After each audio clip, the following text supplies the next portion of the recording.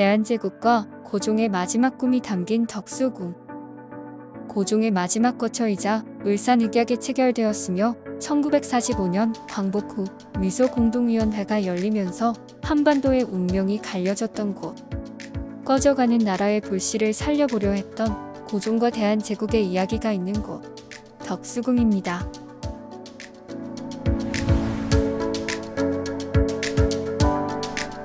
덕수궁은 원래 세조의 아들인 월산대군의 개인집이었다가 임진왜란 이후 선조가 머무르면서 주변 민가 여러 채를 합해 시여소라는 이름의 행궁으로 삼았습니다.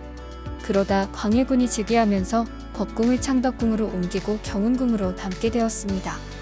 이후 1897년 악원 파천에서 고종이 경운궁으로 돌아오면서 대한제국을 선포했습니다. 그러다 헤이그 특사 파견을 이유로 1907년 일제에 의해 강제 폐위당한 고종이 이곳에 살면서 덕수궁으로 명칭이 변경되었습니다. 10여 년 동안 나라의 패망을 지켜봤던 덕수궁. 한번 가볼까요? 덕수궁으로 들어가기 전 먼저 중명전으로 가보겠습니다. 덕수궁역 돌담길을 따라가다 보면 중명전으로 가는 입구가 나옵니다. 이곳이 중명전입니다. 현재는 덕수궁과 떨어져 있지만 황실도서관으로 지은 건물로 한때 고종의 직무공간인 편전과 침전으로도 이용되었습니다. 안으로 들어가 볼까요? 이곳은 1905년 대한제국의 외교권을 강탈당했던 을산의학이 이루어졌던 장소이기도 합니다. 을산의학을 체결할 당시 모습 그대로 재현해 놓았습니다.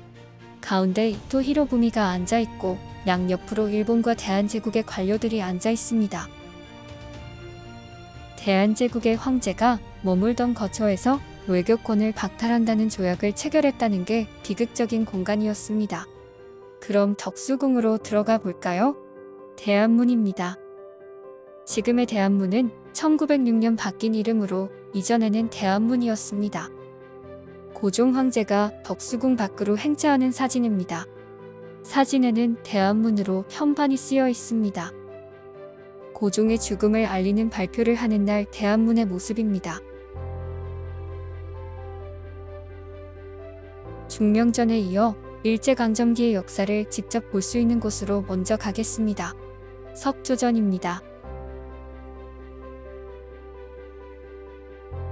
덕수궁의 매력은 전통적인 건물들과 이런 근대식 건물들이 한 공간에 있다는 것이겠죠. 석조전은 영국인 건축사가 설계한 그때 당시 유행했던 신고전주의 양식의 건물입니다. 자신이 머물던 궁 안에 그때 당시 유행했던 스타일의 서양식 건물을 지은 고종. 무슨 마음이었을까요? 안으로 들어가 석조전에 담긴 이야기를 해보겠습니다. 석조전은 현재 대한제국역사관으로 홈페이지에서 예약을 해야 볼 수 있습니다. 먼저 석조전을 들어가면 중앙에 보이는 접견실이 있습니다. 외국 사신들을 접견할 때 주로 쓰였고 1945년 해방 이후에는 한반도의 운명을 결정지었던 미소공동위원회가 열렸던 곳입니다. 내부 모습은 남아있는 사진 자료로 최대한 가깝게 복원했다고 합니다. 이 중 몇몇 가구는 실제 석조전 준공 당시의 가구도 있었습니다. 고종의 침실입니다. 사실 고종은 거의 사용하지 않았고 그의 아들인 명친황이 일본에서 머무르다 잠시 귀국했을 때 머물렀다고 합니다.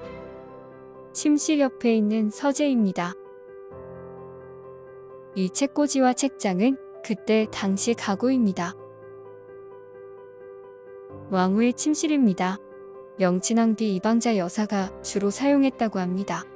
역시 그때 당시 가구들이 그대로 있습니다. 대식당입니다.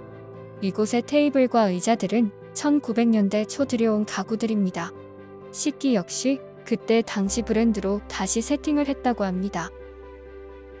고종은 이 건물을 지으면서 우리가 결코 서양 열강에 뒤지지 않는 문화적 힘을 가진 나라라는 것을 알리고 싶었다고 합니다. 그럼 덕수궁을 좀 더 둘러볼까요? 중화전입니다. 대한제국의 정전으로 고종이 악원 파천 이후 환궁하면서 1902년에 지어졌습니다. 그러나 1904년 큰 화재가 나면서 다시 지어졌습니다. 당시 영국의 한 일간지에 실릴 만큼 큰 화재로 중화전 등 덕수궁의 많은 건물들이 불타버렸습니다. 중화전 뒤쪽으로 가면 서거당이 있습니다. 선조가 임진왜란 이후 머물렀고 승하한 장소이며 이후 임목대비가 유폐되었던 장소입니다. 인조 반정 이후 인조가 광해군을 문책했던 장소이기도 합니다. 함령전입니다. 아관 파천에서 돌아온 1897년 고종의 친전으로 지어진 건물로 1919년 고종이 승하한 곳이기도 합니다. 그때 당시 함령전 앞에서 곡을 하는 친족들의 사진입니다. 함령전에서 나와 북쪽 언덕을 올라가면 정관원이 있습니다. 1900년 건립됐다고 추정되며 전통가옥과 러시아풍의 양식이 섞여 있는 건물로 고종이 커피를 마시던 공간이었다고 알려져 있습니다. 석조전의 오른쪽으로 돌아 나가면 돈덕전을 볼 수 있습니다. 황제와 황태자가 각국의 공사와 사절들을 만나고 연회도 열었으며 신하들을 접견하는 용도로 사용했습니다. 돈덕전 2층에서 고종, 그 옆에 순종, 갓을 쓴 어린 영친왕의 모습입니다. 외국의 귀빈들이 묵는 영빈관으로도 활용됐습니다. 이후 일제강점기 때 철거됐다가 2017년부터 복원하기 시작해 2023년 일반에 개방되었습니다. 현재는 대한제국의 역사를 주제로 한 미디어 아트 작품이 전시되어 있고 2층에는 도서관이 있습니다. 그럼 다시 덕수궁을 나와 대한제국의 이야기를 좀 더 해볼까요? 덕수궁을 나와 돌담길을 따라가면 고종의 길이 있습니다. 고종의 길은 아관 파천 이후 덕수궁으로 돌아온 뒤 러시아 공사관과 바로 통할 수 있도록 덕수궁 뒤쪽으로 낸 길입니다. 그때 당시 길의 모습입니다. 러시아 공사관의 모습과 작은 쪽문도 보입니다. 일본의 위협이 있을 때 피신할 수 있는 비상통로였던 것이죠.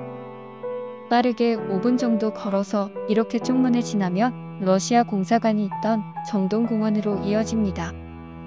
그때 당시 러시아 공사관의 모습입니다.